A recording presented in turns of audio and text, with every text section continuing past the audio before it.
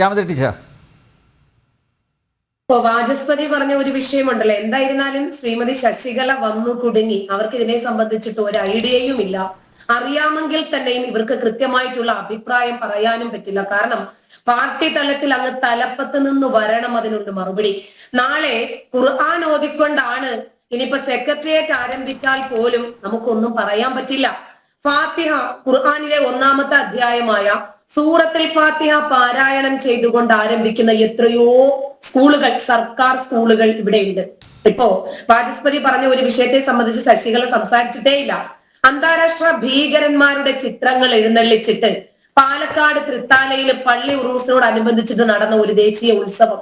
ഇവര് പറയുന്നു എന്ത് വിഷയമുണ്ടെങ്കിലും ഞങ്ങൾ അപ്പോൾ പ്രതികരിക്കുന്നുണ്ട് എന്ന്. കഴിഞ്ഞ വർഷത്തിന്റെ അങ്ങേ വർഷത്തെ നോമ്പ് സമയത്ത് നോമ്പുതുറയ്ക്ക് കരുനാഗപ്പള്ളിയിലെ നഗരസഭയിലായിരുന്നു ബാങ്ക് വിളിച്ചിട്ട് നോമ്പുതുറ ഇവര് വെച്ച് ആചരിച്ചത്. അപ്പൊ ഇത് ഏത് രൂപമായിരുന്നാലും ശരി, എതിർഭാഗത്ത് വരുന്നത് മുസ്ലിങ്ങളാണെങ്കിൽ അവരെ പ്രീണിപ്പിക്കുക, അവരെ സുഖിപ്പിക്കുക. അവരുടെ മതവികാരത്തിന് മങ്ങലേൽക്കുന്ന രൂപത്തിൽ ഒരു പ്രസ്താവനയും ഇവരുടെ ഭാഗത്ത് നിന്നുണ്ടാകത്തില്ല. നമ്മൾ മദ്രസയ്ക്ക് കൊടുക്കുന്ന ഫണ്ടുകളെ കുറിച്ച് ചർച്ച ചെയ്യുന്നുണ്ട്. സർക്കാർ തല ആനുകൂല്യങ്ങളെ സംബന്ധിച്ച് ഇപ്പൊ ആശ്രിത പെൻഷൻ 3 ലക്ഷത്തിൽ നിന്നും 5 ലക്ഷം ആക്കണമെന്നുള്ള സമീപനങ്ങളൊക്കെ നടന്നുകൊണ്ടിരിക്കുവാണ്. അതിനിടയിലാണ് ഹമാസ് ഭീകരവാദികളുടെ തീവ്രവാദികളുടെ 24ഓളം രാജ്യങ്ങൾ തീവ്രവാദ സംഘടനയാണ് എന്ന് പ്രഖ്യാപിച്ച ഹമാസ് തീവ്രവാദികളുടെ ചിത്രവും പൊക്കിപ്പിടിച്ച് അതും ആനയെയാണ് ബലിയാടാക്കിയിരിക്കുന്നത്. ഈ ദേശീയ ഉത്സവത്തിന് ആരൊക്കെയാണ് സംഘടിച്ചിരിക്കുന്നത്? മുൻ ലീഗിന്റെ നേതാവാണ് പ്രസിഡന്റ്. ഇപ്പോൾ കോൺഗ്രസുകാരനായിട്ടുള്ള മുഹമ്മദ് കൊപ്പമുണ്ട് അതിനകത്ത്. സെക്രട്ടറി ആര? CPM നേതാവും ഗ്രാമപഞ്ചായത്തിന്റെ വൈസ് പ്രസിഡന്റുമായ ശ്രീനിവാസൻ. ഇതിനെക്കുറിച്ചിട്ട് എന്തെങ്കിലും ഇവർക്ക് പറയാനുണ്ടാകുമോ?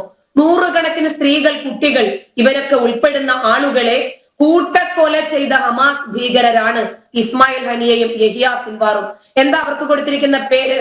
തറവാടീസ് തെക്കേ ഭാഗം. അടിപൊളി. ഇതിനെ സംബന്ധിച്ചിട്ടൊന്നും നമ്മുടെ രാഷ്ട്രീയക്കാർക്കൊന്നും പറയാനില്ല. മിന്നൽപ്പട തെക്കേ ഭാഗം ഈ സംഘടനകളുടെ പേരിലാണ് ഇത് എഴുന്നള്ളിച്ചിരിക്കുന്നത്. പള്ളി നേർച്ച, പള്ളിപ്പെരുന്നാള്, ഉറൂസ്, ഇതൊക്കെ എല്ലാ മതവിഭാഗത്തിൽപ്പെട്ട ആളുകൾക്കും പങ്കെടുക്കാം, ആഘോഷിക്കാം. ഇതൊക്കെ മനുഷ്യന്മാർ ഉത്സവമായിട്ട് തന്നെ കൊണ്ടു നടക്കുന്ന കാര്യങ്ങളാണ്. പക്ഷെ ഇതിനകത്ത് എങ്ങനെയാണ് മതതീവ്രവാദികളുടെ ചിത്രങ്ങൾ വന്നിരിക്കുന്നത്? ഇതൊക്കെ ഗൗരവത്തോടു കൂടി നമ്മൾ കാണേണ്ടുന്ന വസ്തുതയാണ്. തൃത്താലയും പരിസര പ്രദേശങ്ങളിലുമൊക്കെ നിരോധിക്കപ്പെട്ട പോപ്പുലർ ഫ്രണ്ടിന്റെ തീവ്രവാദ പ്രവർത്തനങ്ങൾ വളരെ ശക്തമായി നടക്കുന്ന പ്രദേശങ്ങളാണ് എന്ന് സോഷ്യൽ മീഡിയയിലൂടെ നമുക്ക് മനസ്സിലാകും. രഞ്ജിത് ശ്രീനിവാസന്റെ കൊലപാതകവുമായിട്ട് ബന്ധപ്പെട്ട് ഈ പ്രദേശങ്ങളിൽ നിരവധി ആളുകളെ പോലീസ് കൊണ്ടുപോയിട്ടുണ്ട്. ഇപ്പൊ വോട്ടിന് വേണ്ടി മാത്രം മതതീവ്രവാദി ശക്തികളെ മത്സരിപ്പിച്ച് പ്രീണിപ്പിക്കുന്ന ഒരുപാട് ആളുകൾ ഇവിടെയുണ്ട്. MP രാജേഷിനെ പോലെ MLA ആണ്, മുൻ MLA VT ബൽറാം. ഇവരൊക്കെ തൃത്താലയിലുള്ള സമയത്താണ് ഇതൊക്കെ അവിടെ നടക്കുന്നത്. തീവ്രവാദികൾക്ക് ഇതിലും വലിയ പ്രോത്സാഹനം എവിടെ നിന്നാ കിട്ടേണ്ടത്? 2 മതേതരന്മാരും ഉറൂസിൽ പങ്കെടുത്ത് തീവ്രവാദികൾക്ക് എല്ലാ രൂപത്തിലുള്ള ആശംസകളും പിന്തുണയും നൽകുന്നു. ഈ മതതീവ്രവാദികളുടെ നടപടികളെ അപലപിക്കാനുള്ള ചങ്കൂറ്റം, അതല്ലെങ്കിൽ ഇത് അപലപനീയമാണ്, ജനാധിപത്യ വിരുദ്ധമാണ് എന്ന് പറയാനുള്ള ചങ്കൂറ്റം എത്ര പേര് കാണിക്കും? ജിഹാദികളുടെ ഈ നാറിയ പ്രകടനത്തില് നാണം കെട്ട് കേരളം കരുവാക്കിയത് ആരെയാ? നെറ്റിപ്പട്ടം കെട്ടിയ ആനകളെയോ? ആനകളുടെ മുകളിൽ ഹമാസ് തീവ്രവാദികളുടെ ചിത്രങ്ങള്. എന്നിട്ട് പാലക്കാട് എത്ര പേര് പ്രതിഷേധിച്ചു ഈ വിഷയത്തില്? കുറച്ച് ദിവസമായിട്ട് സോഷ്യൽ മീഡിയയിൽ പ്രചരിപ്പിക്കുന്ന വലിയ രൂപത്തിലൊരു ദൃശ്യമുണ്ട്. നിങ്ങൾ എത്ര പേര് കണ്ടിട്ടുണ്ടെന്ന് എനിക്കറിയില്ല. ഒരു ഭാഗത്ത് കുറെ വിദ്യാർത്ഥിനികൾ, മറുഭാഗത്ത് കുറെ വിദ്യാർത്ഥികൾ. ഇവര് പറയുന്നത് തീവ്രവാദ പ്രവർത്തനങ്ങളിലേക്ക് എങ്ങനെ യുവതലമുറയെ ആകർഷിപ്പിക്കാമെന്നാണ്. അവരെ പ്രധാനമായിട്ടും പ്രമേയമാക്കിയിരിക്കുന്നത് 2022 ഒക്ടോബർ 7-ാം തീയതി ഇസ്രായേലിലെ ഹമാസ് ഭീകരർ നടത്തിയ ജൂത കൂട്ടക്കൊലകളെ എങ്ങനെ നമുക്ക് പെയിന്റ് അടിച്ച് വെളുപ്പിക്കാം, എങ്ങനെ നമുക്ക് മഹത്വവൽക്കരിക്കാം. ഇവരാരാ? ഡൽഹിയിലെ ജാമിയ മില്ലിയ ഇസ്ലാമിയ യൂണിവേഴ്സിറ്റിയിൽ പഠിക്കുന്ന പോപ്പുലർ ഫ്രണ്ടിന്റെ വിദ്യാർത്ഥി വിഭാഗമായിട്ടുള്ള ക്യാമ്പസ് ഫ്രണ്ടിന്റെ ജിഹാദി കൂട്ടായ്മ. ഇതിനെയൊക്കെ ന്യായീകരിക്കാൻ പറ്റും. ഹമാസ് നേതാക്കളുടെ ഫോട്ടോ പാലക്കാട് തൃത്താലയിലെ ഉറൂസിന്റെ പള്ളി നേർച്ചയിൽ ആനപ്പുറത്ത് ഉയർത്തി കാണിച്ചത് അപലപനീയമാണ് എന്ന് പറയാൻ ഈ ശശികലയ്ക്ക് സാധിക്കുന്നുണ്ടോ? ശ്രീമതി, താങ്കളൊന്ന് പറ അതിനെ സംബന്ധിച്ചിട്ട്.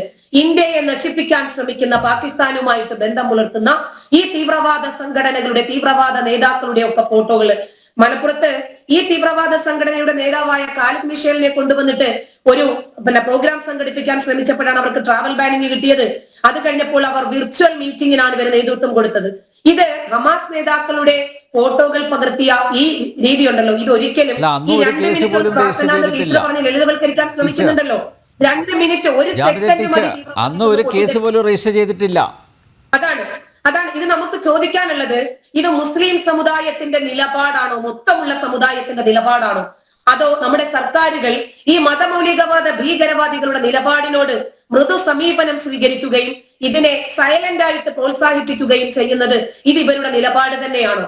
മറ്റു മതസ്ഥരായി പോയതിന്റെ പേരിൽ മാത്രം ഗർഭിണികള്, വൃദ്ധര്, സ്ത്രീകള്, കുട്ടികളൊക്കെ ഉൾപ്പെടെയുള്ള നിരപരാധികളായിട്ടുള്ള 1400ഓളം ആളുകളെ കൂട്ടക്കൊല ചെയ്ത് അള്ളാഹു അക്ബർ എന്ന് പറഞ്ഞ ഒരു പിഞ്ചു പൈതലിന്റെ തലയും ഉടലും വേർപെടുത്തിയിട്ട് ജീവനോടെ എത്രയോ കുരുന്നുകളെ കുഴിച്ചു മൂടിയ ഇവരെ പോരാളികൾ എന്ന് പറയാൻ സാധിക്കുന്ന ഇവർക്ക് മൗനമായിട്ട് അനുമതി നൽകുകയും ഇവരെ സൈലന്റ് ആയിട്ട് വളർത്തിക്കൊണ്ടുവരികയും ഇവരോട് മൃദു സമീപനം സ്വീകരിക്കുകയും ചെയ്യുന്ന ഈ കേരളത്തിന്റെ രാഷ്ട്രീയ കക്ഷികളുടെയും അതേപോലെ മതേതര നവോത്ഥാന നായകന്മാർ അടുപ്പുകൂട്ടി ചർച്ച ചെയ്യും ഇവര് പല വിഷയങ്ങളെ സംബന്ധിച്ചിട്ടും.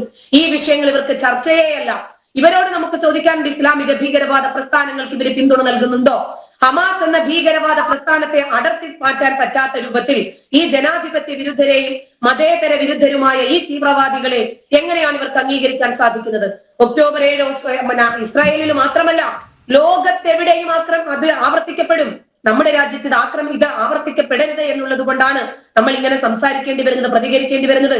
തുർക്കിയിലെ ഏതോ ഒരുത്തൻ അബ്ദുൽ മജീദ് എന്ന് പറയുന്ന ഖലീഫ, അവനെ ബ്രിട്ടീഷുകാർ സ്ഥാനഭ്രഷ്ടനാക്കിയതിന്റെ പേരിലാണ് 1921 ഇവിടെ ആരംഭിച്ചത്, ഇവിടെ ആവർത്തിക്കപ്പെട്ടത്. അവിടെയും ഇരകളാക്കപ്പെട്ടതാരാ? ഒരുപാട് ഹിന്ദു മതസ്ഥർ. അവരെ അരജീവനായും കാൽ ജീവനായും മുക്കാൽ ജീവനായും തൂവൂർ കിണറ്റിലേക്ക് വലിച്ചെറിഞ്ഞിട്ട് പറഞ്ഞത് എന്തായിരുന്നു നമുക്കറിയാം. ഈ അള്ളാഹു അക്ബർ എന്ന് വിളിക്കുമ്പോഴേക്ക് ജനങ്ങൾ ഓടി രക്ഷപ്പെടുന്നു. ഇതിനെ സംബന്ധിച്ചിട്ടൊന്നും ഇവർക്കാർക്കും പറയാനില്ല. ലോക മുസ്ലിം രാഷ്ട്രങ്ങൾക്കില്ലാത്ത എന്ത് വേദനയാണ് ഹമാസ് ഭീകരവാദികളെ സംബന്ധിച്ചിട്ട് ഇവർക്കുള്ളത്. UAE പറയാൻ പറ്റില്ല ഹമാസിനെ സംബന്ധിച്ചിട്ടൊന്നും. ഹമാസിനെ അനുകൂലിച്ചുകൊണ്ടുള്ള ഒരുപാട് പ്രതിഷേധക്കാരെയാണ് UAE ബ്രട്ട് കൽപ്പിച്ച് ട്രാവൽ ബാൻ ചെയ്ത് പാസ്പോർട്ട് അടിച്ച് കയ്യിൽ കൊടുത്തത് പൊയ്ക്കോളാൻ പറഞ്ഞിട്ട്. എത്രയോ ആളുകൾ ഇന്നും സൗദിയിൽ ജയിലിൽ കഴിയുന്നുണ്ട് ഹമാസിന് പിന്തുണ പ്രഖ്യാപിച്ചതിന്റെ പേരിൽ. എല്ലാ മുസ്ലിങ്ങളും തീവ്രവാദികളാണെന്നൊന്നും ഞങ്ങൾ ആരും പറയുന്നില്ല. പക്ഷെ ഓരോ മുസ്ലിം തീവ്രവാദി, ഓരോ മുസ്ലിമിന്റെ ഉള്ളിലും ഓരോ തീവ്രവാദി ഒളിച്ചിരിപ്പുണ്ട്. അവര് സന്ദർഭോചിതമായിട്ട് മാത്രമേ അവര് പുറത്തേക്ക് ചാടൂ എന്ന് മാത്രമേ ഉള്ളൂ. ഇതിന് സോഷ്യൽ മീഡിയയിൽ നോക്കിയപ്പോൾ ഒറ്റപ്പെട്ട സംഭവമാണ് എന്ന ക്യാപ്സൂളുകൾ, ന്യായീകരണ തൊഴിലാളികൾ വരുന്നത് അങ്ങനെയാണ്. എവിടെയായാലും ഇവർക്കൊരൊറ്റ കാര്യമേ ഉള്ളൂ, ആ മുസ്ലിമിനെ ഇല്ലായ്മ ചെയ്യുക. മഹാകുംഭമേളക്കകത്ത് നമസ്കരിച്ചവന്റെ ഫോട്ടോ നമ്മൾ കണ്ടില്ലേ? ട്രെയിൻ ചവിട്ടി തകർത്തവന്റെ ചിത്രം നമ്മൾ കണ്ടില്ലേ? കള്ളനോട്ടുമായിട്ട് കുംഭമേളയിലേക്ക് വന്നവനെ നമ്മൾ കണ്ടില്ലേ? അതിനെ തകർക്കണമെന്നും എത്ര കാഫിറുകൾ ഇല്ലാതാകുന്നോ അത്രയും നമുക്ക് സന്തോഷമെന്ന് പറയുന്ന മുസ്ലിം ഭീകരനെ നമ്മൾ കണ്ടില്ലേ?